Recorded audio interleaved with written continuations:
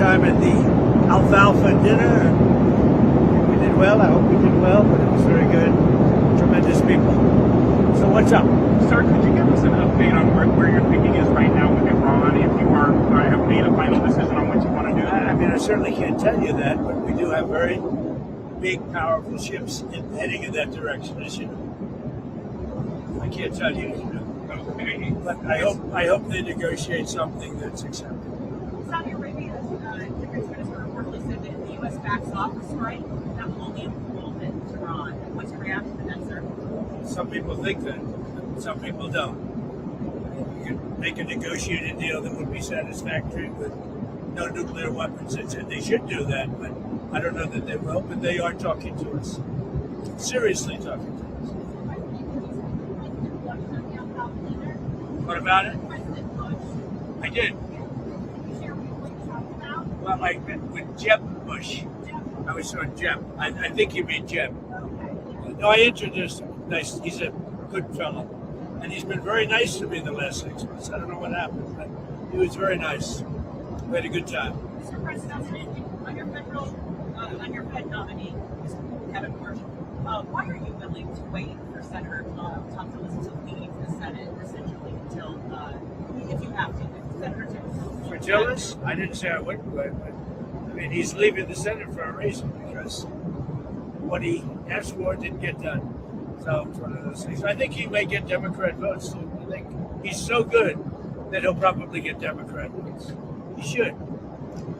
He's very good. My choice, my Fed choice, he should get Democrat votes. Do you have a sense of what he's going to do as far as interest rates are concerned? I hope he's going to lower them. I mean, if you watch him on television, because I watch interviews and statements, I hope he's going to lower them, but he's going to have to do what he wants to do.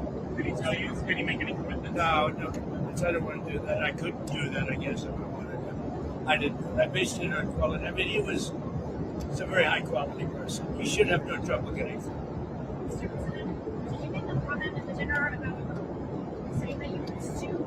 About what? About suing Wars, so he does not lower interest Yes, rates? it's a roast.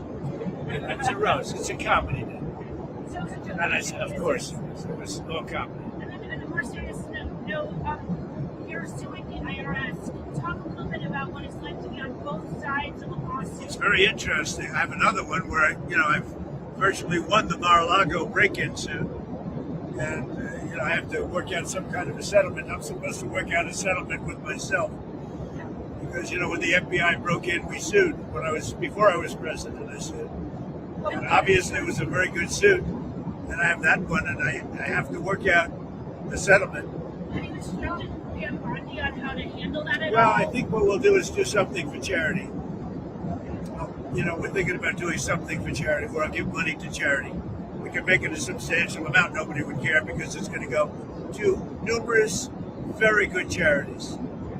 Sir, you guys have the truth today about Minneapolis and how you might not see federal authorities intervene to ask the what? Secretary not to send in DHS in Democratic states. No, I let them ask us if they want help. They're always complaining. If you go in, they complain. They complain no matter what. We brought crime to the lowest point in the history of our country. 125 years, 1900. Think of it. Year. Think of that. 1900. Can you imagine? We have the lowest crime in the history of our country, despite the fact that our country was riddled with a lot of bad people from the Biden open border. But we've taken a lot of them out. We're at the lowest point in history. We have the least number of murders in the recorded history of our country. That's incredible. But honestly, the crime-ridden cities are all Democrat-run cities. And if they want help, they have to ask for it. Because if we go in, all they do is complain. But if they want help, they can ask for it. And they're going to need help. Los Angeles is an example. We went in, we solved it. The chief law enforcement officer in Los Angeles said they couldn't have done it without the federal government. A week later, he said they didn't need the federal government. So we don't want them. If they want help, they'll ask, but they have to say please.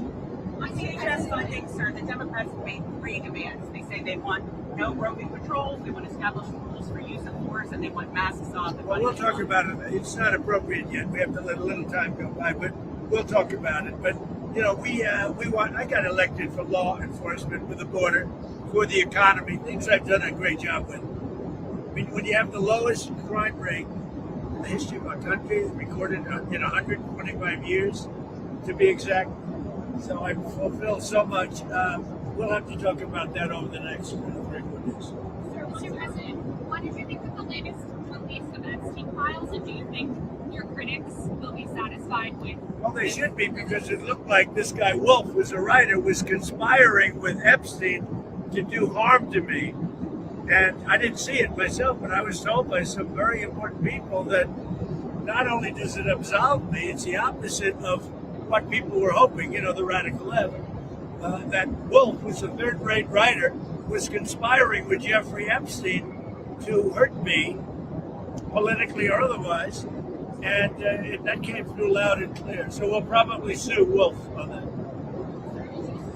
Did you have any knowledge? And maybe the Epstein estate, I guess. I don't know, but we're going to certainly sue You them. want to sue the Epstein estate? Well, you may, I guess so, because he was conspiring with Wolf to do harm to me politically. That's not a friend. On your plan for Venezuela oil, sir? You okay down there? You okay? I don't want to let on top of him. You said that the profits will be split with the U.S. and Venezuela both benefiting. What's Venezuela's share of the oil profits going to be? Well, we haven't discussed that, but we're getting along very well with the leadership of Venezuela. They're doing a really good job. We're going to be selling a lot of oil, and we'll take some, and they'll take a lot. And they're going to do very well. They're going to make more money than they've ever made, and it's going to be beneficial to us. We're going to really, I think Venezuela is really going to turn around. You know, I opened up the airspace over Venezuela, so that now people from Venezuela came from Venezuela here. They're going to be able to go back for the first time, go back to Venezuela and stay perhaps, or go back and see their relatives, go for a short period of time. Sir, do you think China's going to get their money back from all the money they lent to Venezuela for I don't oil? know. I don't know anything about that, but I'll tell you what, China is welcome to come in and would make a great deal in oil. You know, we welcome China. We've already made a deal. India's coming in, and they're going to be buying Venezuelan oil as opposed to buying it from Iran. So we've already made that deal, the concept of the deal. But China's welcome to come in and buy oil. On Venezuela, do you think that Machado should be able to return to Venezuela? I'd love to be able to do something with it, and maybe putting the sides together, doing something. I think she's a very fine person. Do you think she'll But I think I have to say at the same time, the current leadership is doing a very good job. Did you have any knowledge of the arrest of Don Lemon before it happened? Did you have any conversation? No, I don't know anything about the Don Lemon thing, but he's a sleazebag. Everyone's known that. He's a washed-up. Probably, from his standpoint, the best thing that could happen to him. He's getting, he had no viewers. He was a failure. He was a failed host, and now he's in the news. I didn't know anything about it. So what's your response to Claudia Sheinbaum's warning that the embargo or the restriction on Cuban oil to Cuba could cause a humanitarian crisis there?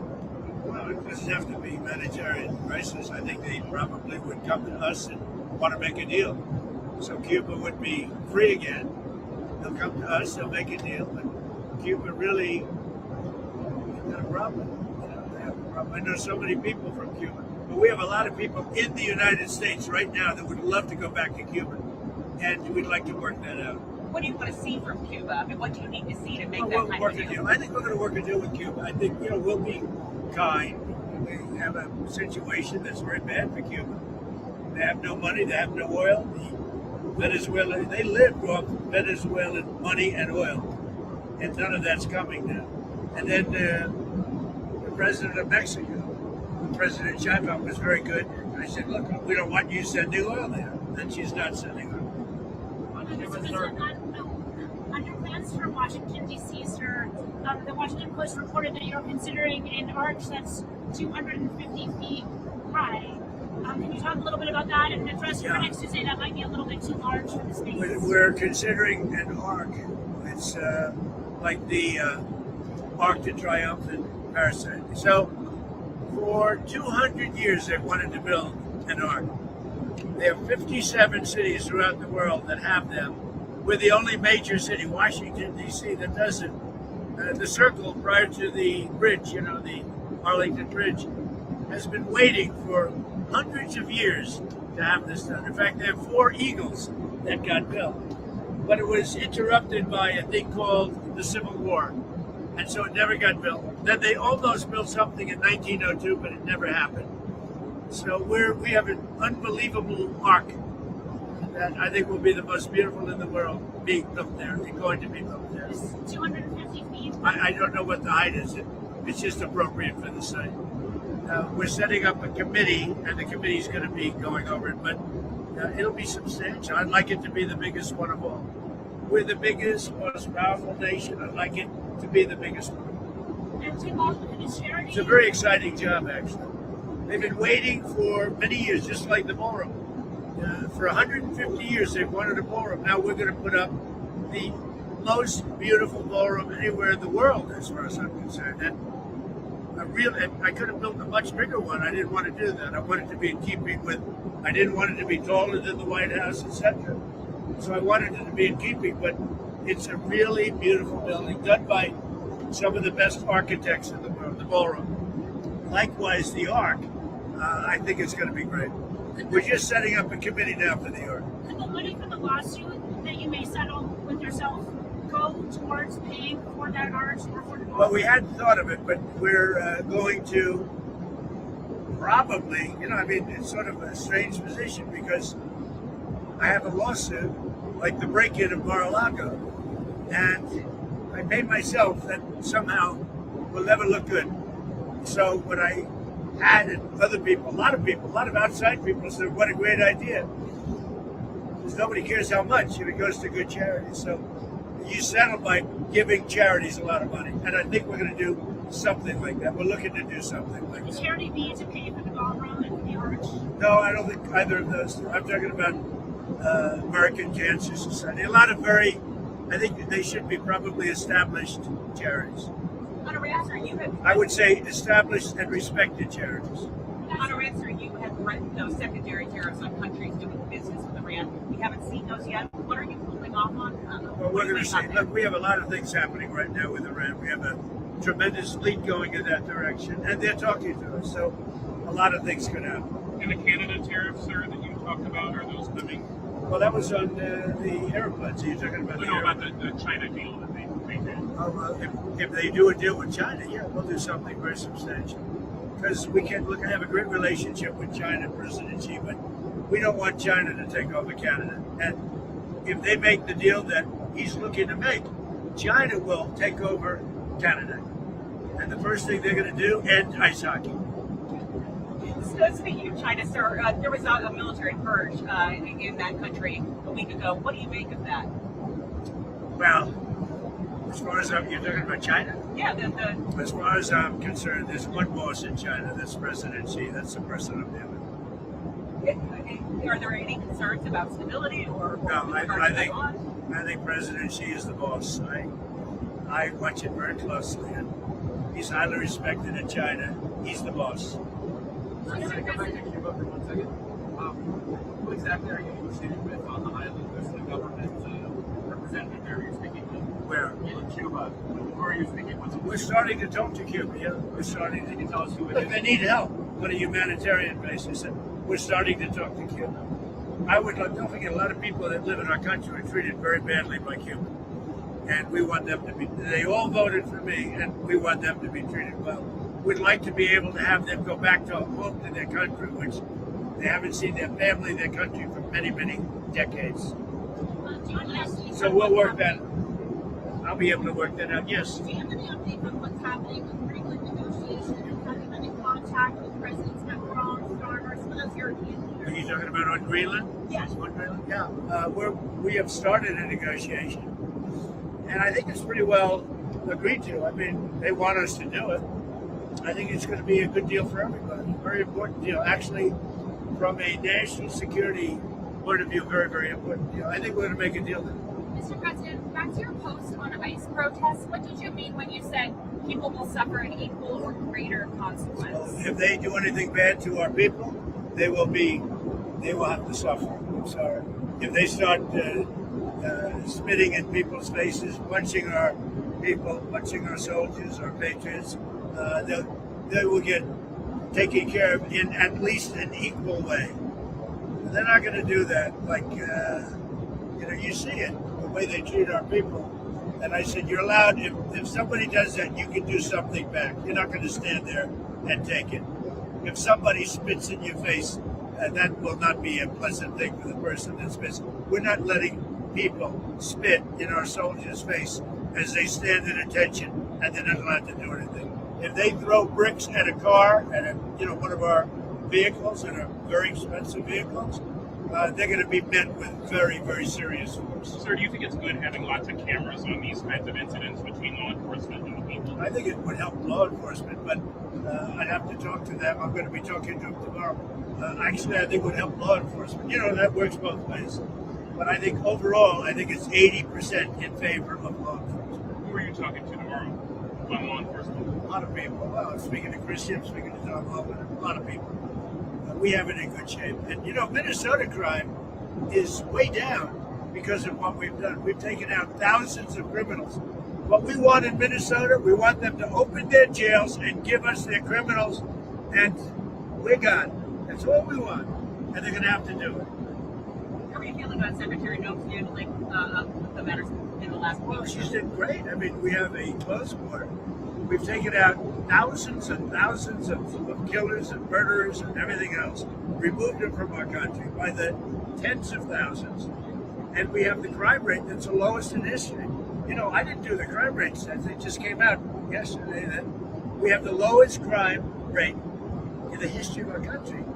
So how's she doing? I think she's doing well. And she's a good person. She works hard. Tom Homan is a star. He's incredible. The guy's incredible. He's got an unbelievable, he's tough, and yet everybody likes him, both sides. So he's been great. But he said to me just tonight, he said, look, they've got to open up their prisons and give us their criminals and their murderers and their drug lords, and we'll take care of them. And that's why crime is down in Minnesota, not because of anything they did, it's because of what we did. Same thing in Chicago. We have crime down in Chicago, and most people don't even know we're there, but we're there doing a good job. We have crime down all over the nation. Thank you very much, everybody. Thank you, sir. That's a very dangerous.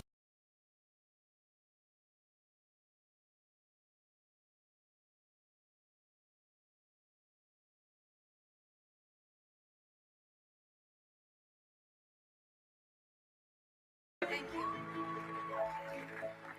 Good evening. This is a very special evening, an incredible, historic moment. It's an honor to be in Washington, D.C., among so many friends. A beautiful room filled with a great energy, intellect, and love. Connectivity through advanced technology is changing our world. We are closer than ever because we are connected. Over live stream, our friends are able to join us here in DC from satellite theaters across the nation. So here is a warm welcome to my guests in New York City. Hello, Boston, Philadelphia, Miami, Orlando, and everyone in Palm Beach. It's a pleasure to be with the great people of Texas, in Austin, Dallas, and Houston. To everyone joining us in the Motor City, Detroit. Hello, LA, OC, San Francisco, and San Diego. I'm sure everyone in Nashville is having a lovely time already. Welcome Kansas City, Phoenix, Arizona, Denver, Salt Lake, and Chicago. Las Vegas. My film is about to begin. Hello, America.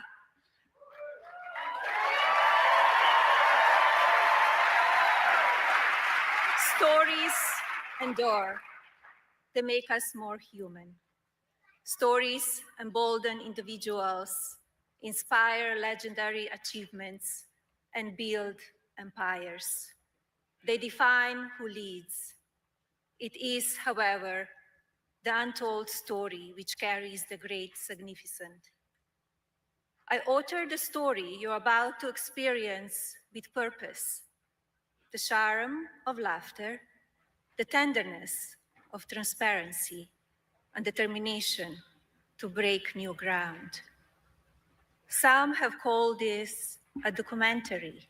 It is not. My film is a very deliberate act of authorship, inviting you to witness events and emotions through a window of rich imagery. It is a created experience that offers perspectives, insights, and moments that only few have seen. Here, honor, pride, and truth are revealed, not through narration, but through genuine discovery. It is purposeful storytelling. You are part of this journey now. Our story will live on for generations, forever. Creating a film and launching a global marketing campaign is not easy feat. I'm fortunate to be surrounded by a visionary team. First, I would like to thank my husband, America's director,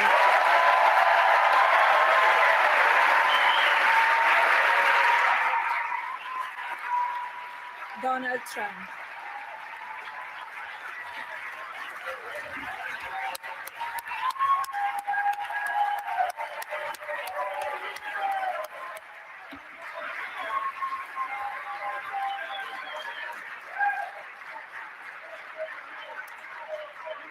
Thank you for providing our family with a life filled with experiences that only one could imagine.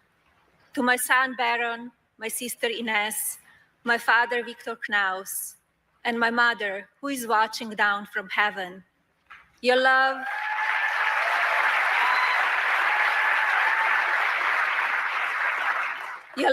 is the powerful force that propels me forward.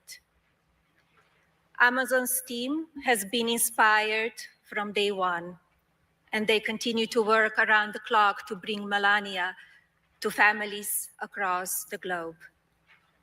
I applaud your team's dedication to great filmmaking. Brett Ratner, my director, has used his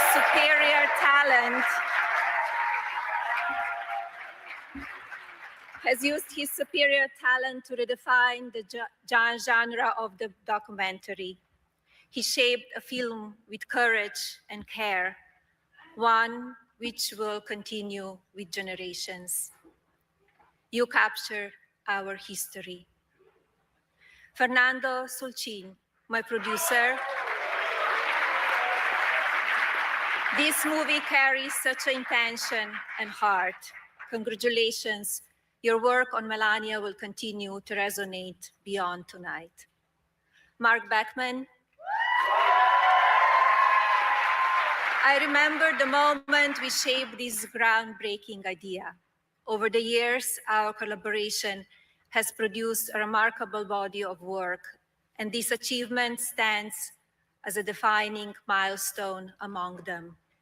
And finally, to everyone else here and in theaters across the country on this historic evening, I cherish you.